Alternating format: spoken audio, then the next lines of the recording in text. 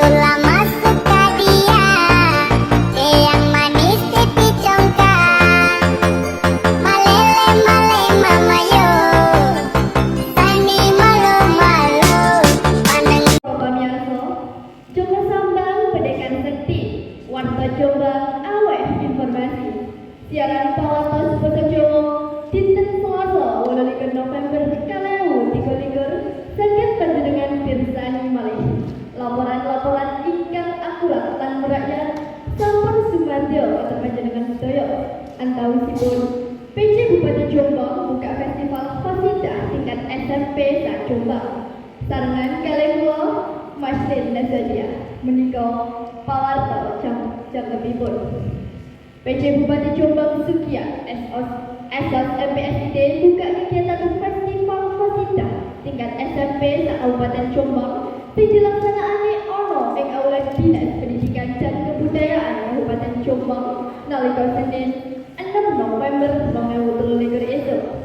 Saka petang 8 grup Qasidah tataran SMP sak Kabupaten Jombang nyemarakake kegiatan sing digelar kanggo mengeti hari jadi kaping 113 pemerintah Kabupaten Jombang, Hari Santri Nasional, Hari Sumpah Pemuda, dan Hari Pahlawan tahun 2023.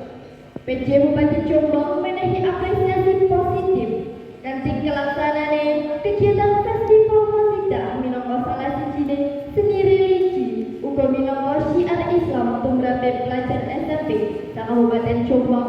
Sajroning kreativitas nglestarekake lan njogo kesenian iki sing cocok kemajuan zaman.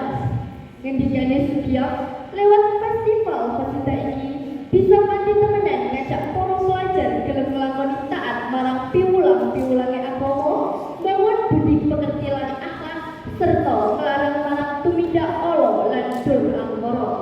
Ngendikane maneh, yen seni Qasidah bisa tukul ngrembaka kanthi becik, bakal tukul nilai-nilai sing manfaat tumrape tatanan lan patrap panguripan sajroning bebrayan sing nyebak rasa tresna asih, guyub rukun, sopan santun lan kasusilan.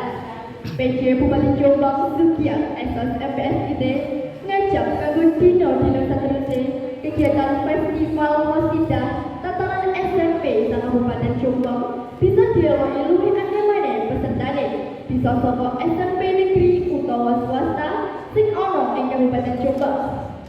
Mung samene